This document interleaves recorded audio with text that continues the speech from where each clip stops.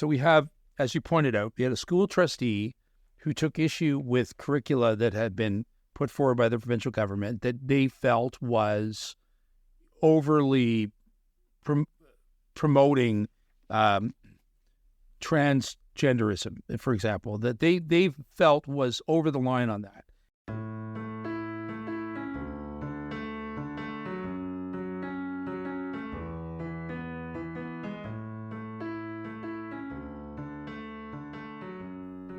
Hello, and welcome to the next episode of Beneath the Law. My name is Gavin Ty, here with my good friend Stephen Teal.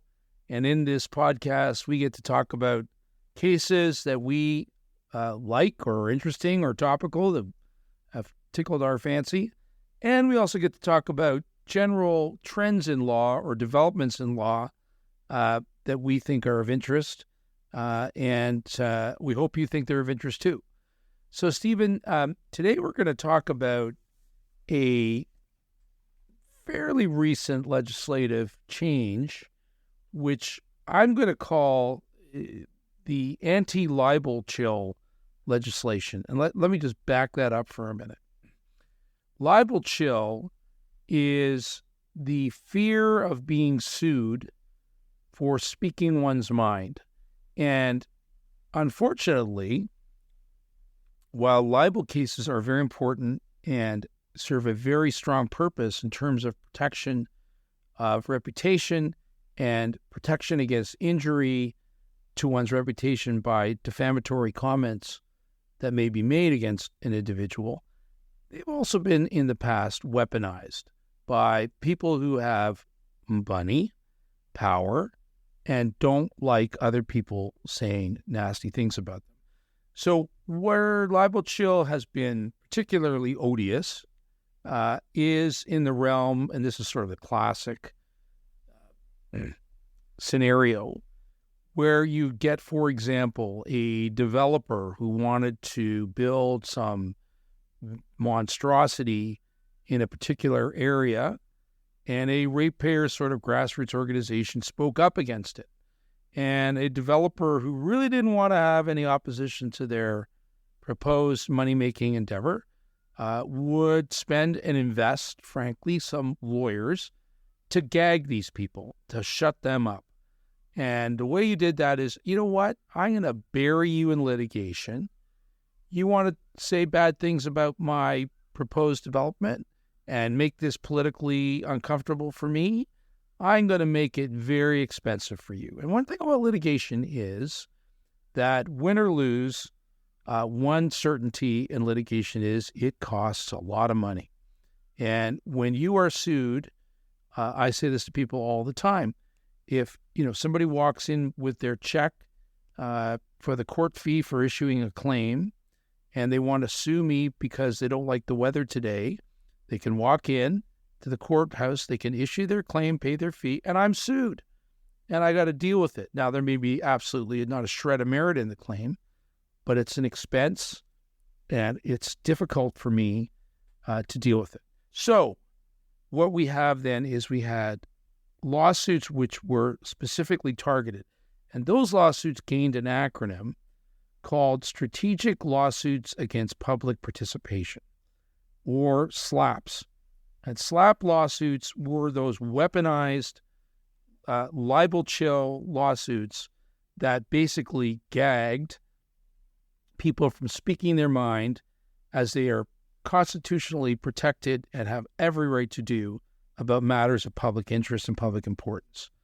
And so the legislature has come along in many, I think in all Canadian jurisdictions at this point in time, if I'm not mistaken. I'm not sure about Quebec. But I know in a number of Canadian jurisdictions, particularly in Ontario, and have passed legislation that allows defendants who are sued in these types for making communication that is in the public interest to move before a court and have those lawsuits punted, for lack of a better word, at a very early stage, hopefully before they've been bled dry through the litigation process. And Stephen, if I accurately put together what the basic raison d'etre of that legislation is? That's a great explanation, Gavin. I am going to correct you, however, with respect to the number of Canadian jurisdictions that have put in place legislation, which is basically called Anti SLAPP legislation. So in Canada, there are actually only 3 jurisdictions that have legislation, one being Quebec, which is a civil jurisdiction, civil law. And the only 2 common law jurisdictions that have put in place anti-SLAPP legislation are Ontario and British Columbia. So these are the only 2 provinces in Canada that have put in place protections against in general, what would be viewed as a weaker party against a more dominant party to protect themselves, to have an action that is trying to gag them dismissed at an early stage. Right. The notion was that it was a short circuit to the war of attrition that a classic SLAPP lawsuit was a threat to. In other words, if I'm sitting here, I've got a very valid perspective to bring on a very important public issue, and I'm, in my example, a ratepayer. It's important to hear from me.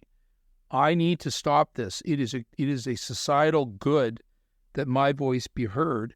But I'm sitting here, and I'm an average person. I'm going, I don't have the money to put up to fight this public fight that I'm getting nothing out of. I don't have the money to fund a lawyer.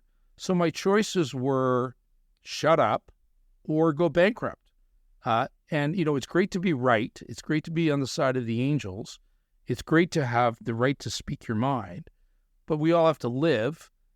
We all have to look after, our family. We have to look after ourselves. And people would be put in a position where they had to make that choice. And I think, very laudable thinking behind this legislation was to somehow level the playing field between the more powerful party, as you put it, and the less powerful one. Now, having said that, the weaponization of the court system to silence people is not reserved for the powerful. There are many cases where the court system has been politicized through these types of lawsuits, and we've been involved in some of those over the years. We'll talk about those, but these types of motions were dealt with on a number of instances. Now, this legislation, despite being reasonably new, is novel enough that it's made its way up and down to the Supreme Court of Canada twice, I think, at this point in time. Actually, 3 times, because one time it was what I'll call a double header at the Supreme Court of Canada, where the court dealt with a pair of cases that it chose as test cases, one going one way, one going the other, that it dealt with. But it's since dealt with it again in a more recent case. Maybe you could tell the listeners a little bit about the facts of that case. It's pretty interesting. Sure. And before I do that, Gavin, just so that the listener knows. So in Ontario, the legislation is actually contained within the Courts of Justice Act. And that legislation was amended, and it's Section 137.1 of the Courts of Justice Act, which contains the anti-SLAPP legislation. In British Columbia, it is the Protection of Public Participation Act, which was passed, I guess, in 2019. So the third case that has gone to the Supreme Court of Canada is Hansman versus Neufeld, which arose out of British Columbia. And you talked about, Gavin, how basically the legislation's somewhat developed with respect to developers shutting down ratepayers associations through the threat of a legal action if they didn't like the development and kept protesting. What we've seen is that it's been used now more in the political context, where politicians have basically tried to shut down dissenting voices through lawsuits. And Hansman versus Neufeld is one of these scenarios where the British Columbia provincial government had passed legislation with respect to, I think, gender identity kind of teaching, or diversity and equity and inclusion part of the curriculum. Legislation was passed to introduce this as part of the curriculum for education. And a trustee was opposed to that and had started making various comments with respect to his opposition to the provincial legislation. And because this is a very highly charged political issue, there were voices on the other side who began to criticize the school trustees' opposition to the government's initiatives. And one of the most vocal voices was the defendant, and was a former union president, and very prominent in his own regard, certainly within the education community, and began to criticize the school trustee on multiple occasions through the media, basically making comments that, the trustee was being bigoted, transphobic. His views were basically inciting hatred. And so the school trustee didn't like to be challenged with respect to his own views, and was, eventually coming up for re-election in British Columbia in the municipal election, and decided to sue this former union president and defendant for defamation. Now, I think we should back it up a little bit, that the Anti SLAPP legislation doesn't simply apply to defamation cases. It's any expression on a public any form of expression on a matter of public interest. Yeah, I think it's broader than that. It's communication, I think, is what the legislation says. So it could be even more than an expression. Right. But one of the areas of law that we certainly see this coming up a lot in is defamation actions. Yes. So and it was targeted at that. Like that was I think when the legislation was contemplated, it was contemplated to address those types of defamation claims primarily. Absolutely. So so anyway, getting back to the Hansman-Neufeld case, the trustee sued, and the history of it was a motion was brought to basically shut down the lawsuit, to have it dismissed, because it was basically impinging on the freedom of expression of the defendant. I think it was the British Columbia Court of Appeal eventually upheld a decision, or made a decision, that the lawsuit was allowed to proceed. And they reversed the Chamber's decision that had dismissed the action. The British Columbia Court of Appeal accepted an argument that the trustee had made. And by the way, the school trustee was actually reelected, notwithstanding the controversy and the back and forth that was being played out through the media with respect to the trustee's views. The trustee was reelected in the election, which I guess questions whether his reputation was actually being harmed by what the defendant was saying in the first place. But it made the argument that if you stop my lawsuit, that's going to prevent other people from making comments, and that there'd be this, quote, chilling effect on plaintiffs to express their views. And so it went up to the Supreme Court of Canada, and the Supreme Court of Canada basically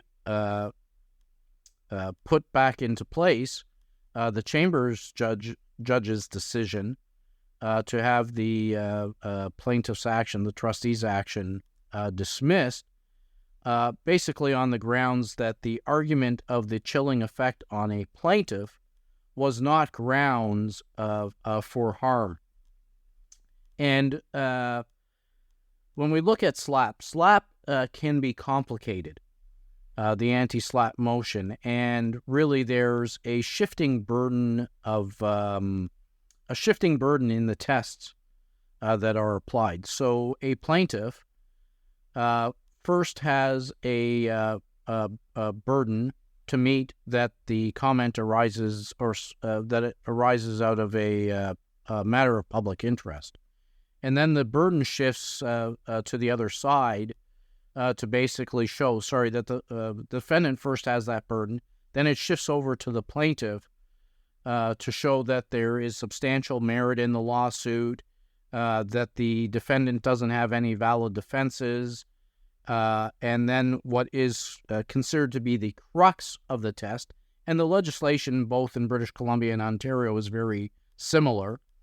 The crux of the test is a weighing exercise, and the court is supposed to weigh whether there is harm of such a serious nature that the lawsuit should continue, or whether the expression of the defendant is of such a nature that it should be protected, such that they shouldn't be facing a lawsuit. Right. So let's just stop right there. I think because that's really the I find the heart of the legislation is the balancing and identification of those two critically important societal values. Number one is we live in a society where the right to freedom of speech is important enough and critical enough to the functioning of any democracy that it is enshrined in the Charter. It is a right,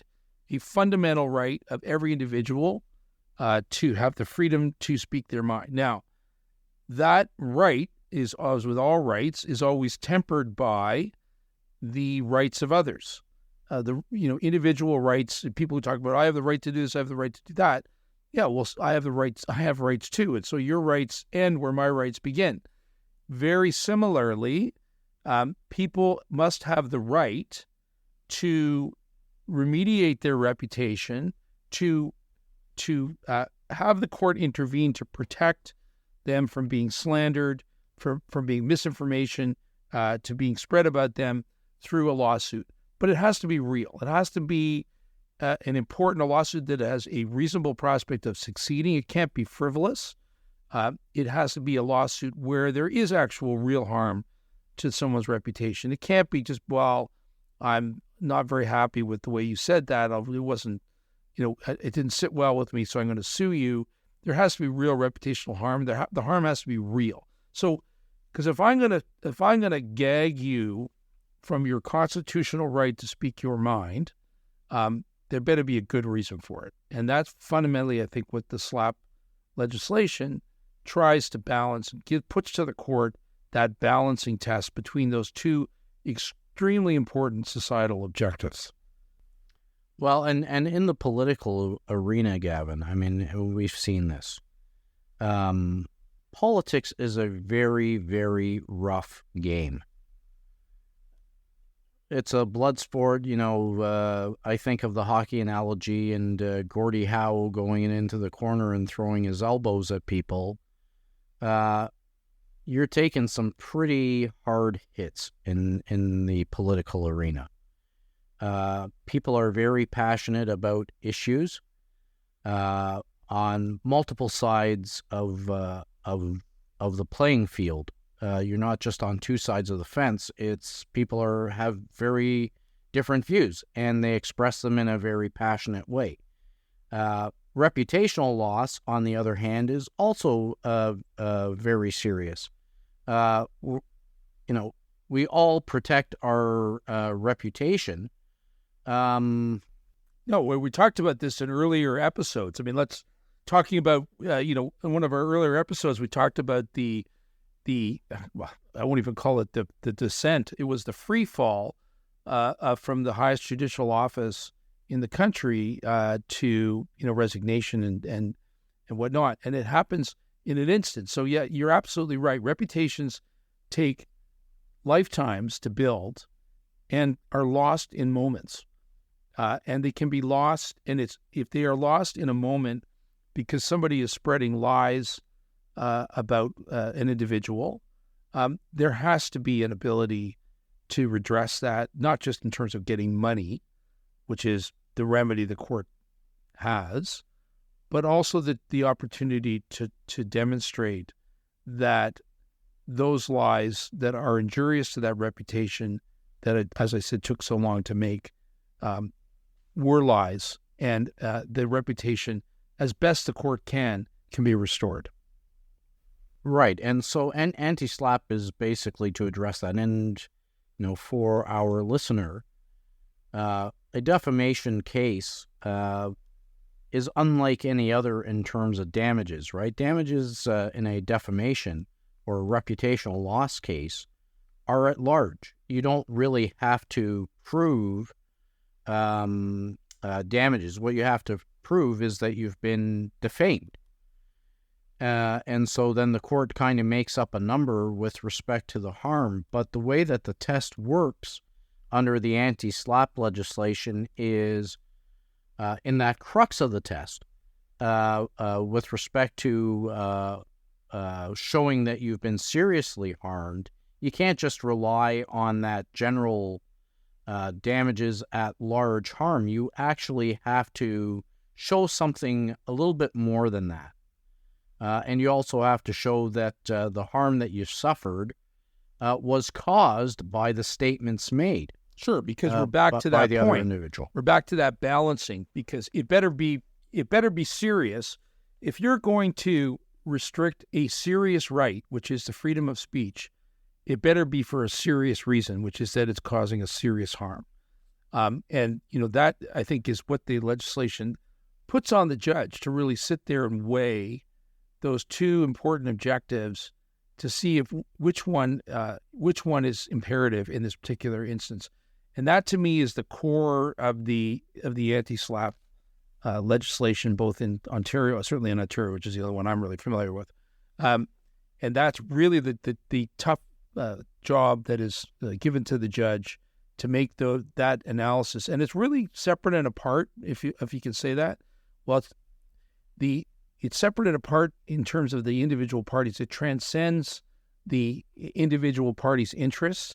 It's got to be a societal view in terms of the overarching societal good or ill with respect to those two types of behaviors and those two very important aspects of our society: the freedom to speak one's mind and the freedom to seek redress for harm in the court system.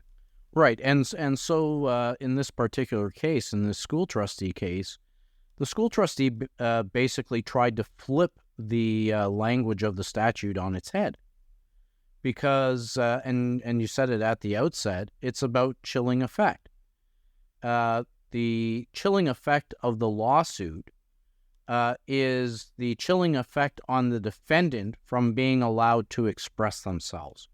Yeah, so essentially what the plaintiff tried to do here, the school trustee, was that he flipped the legislation on its head, right? You said earlier in the podcast, Gavin, that the entire purpose of Anti SLAPP was to make sure that there wasn't, it was about the chilling effect a lawsuit would have on a defendant, and that the Anti SLAPP was to prevent that.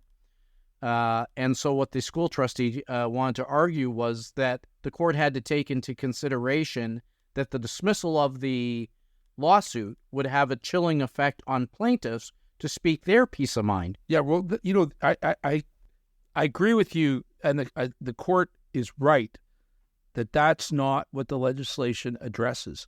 But I think we do live in a society at the moment where there is a huge fear that of saying the wrong thing. I mean, there is this notion that you will be called out, you will be called, labeled, and whatnot if you speak certain points of view.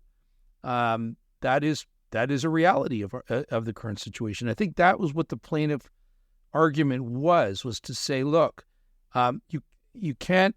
What in fact is happening here is anyone who expresses a certain point of view is immediately labeled and name called in a certain way, and therefore that itself is the chilling effect, is the harm that they can't be the libeling is actually reversing the fact because it is actually restricting free speech on the part of others because they're afraid of being called these libelous names. And that was, I think, the theory of the case expanded by the plaintiff. I think that's potentially what he was trying to do. I'm not sure that that is the proper analysis in terms of certainly that the legislation is not written from that perspective.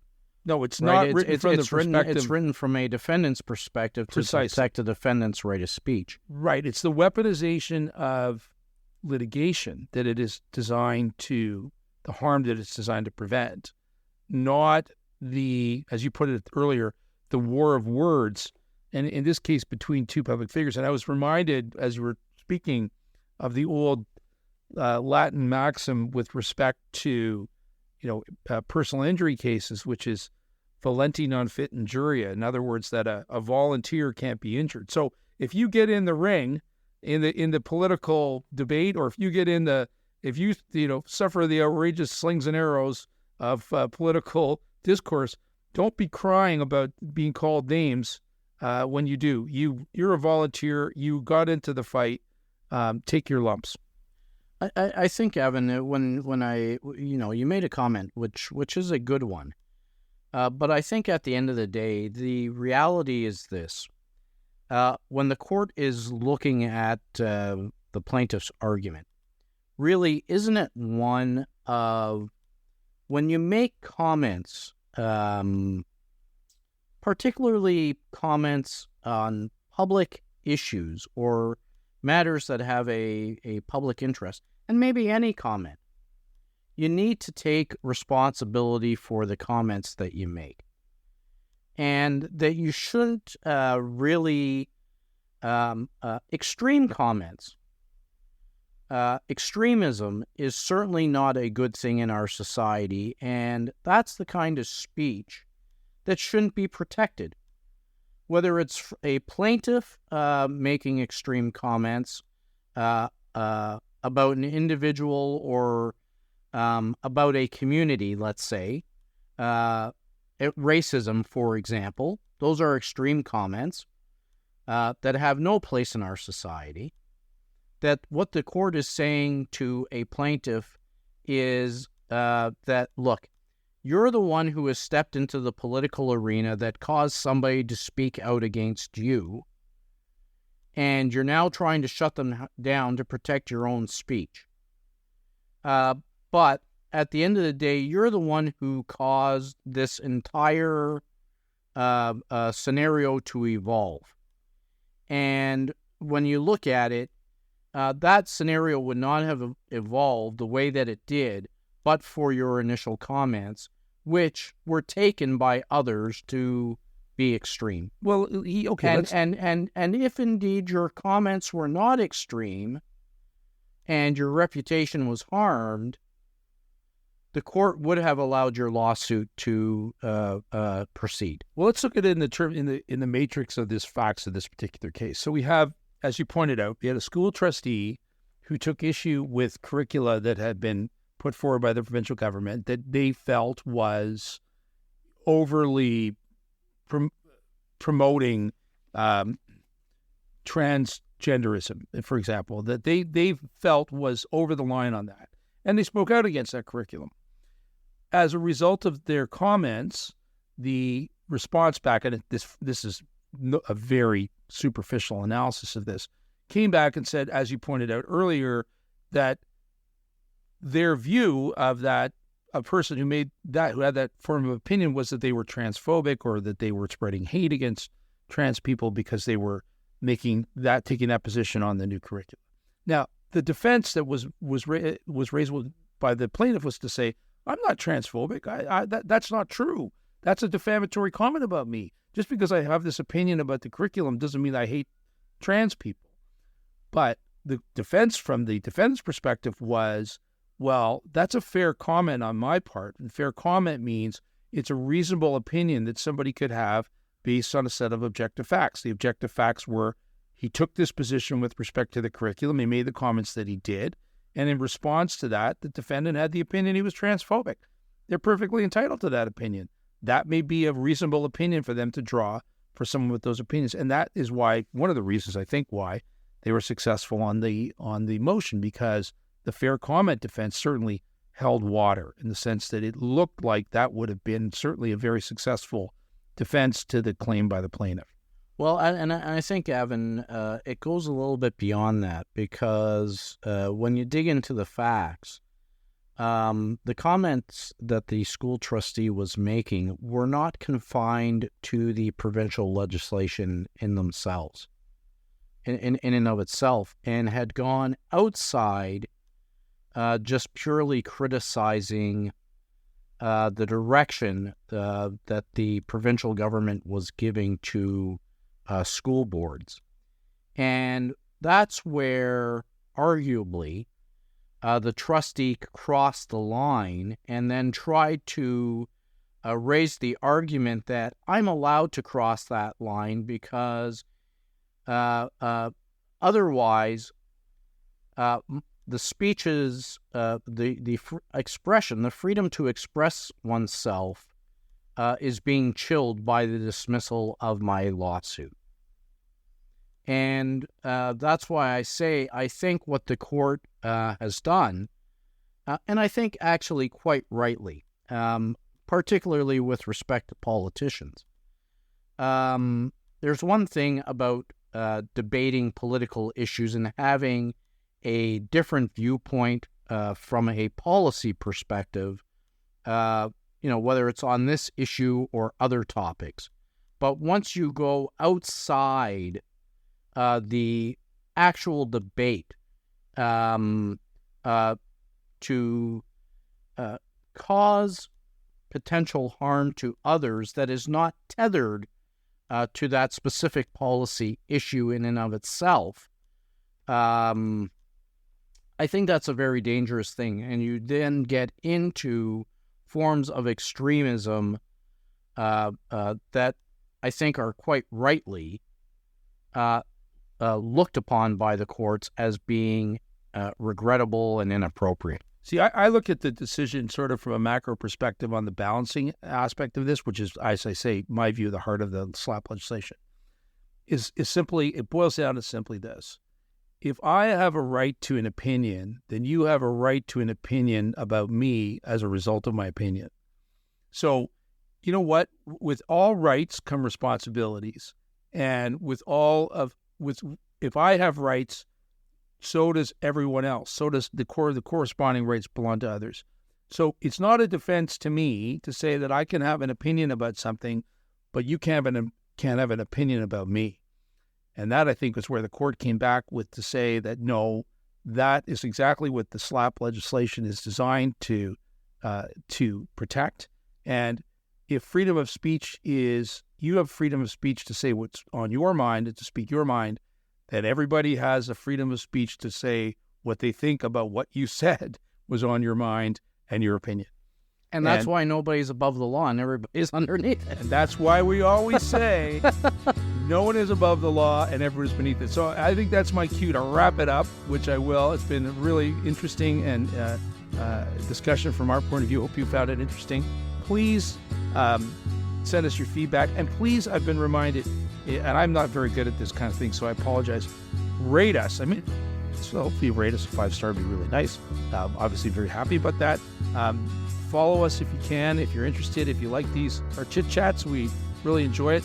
I think that in a future episode, Stephen, we're going to have to get some other voices on here, get some more interesting guests than you and I. I think we're boring everybody to death. So we'll endeavor to locate some far more interesting people than us for the next episodes. And so please tune us in again, follow, rate, and remember, you're beneath the law.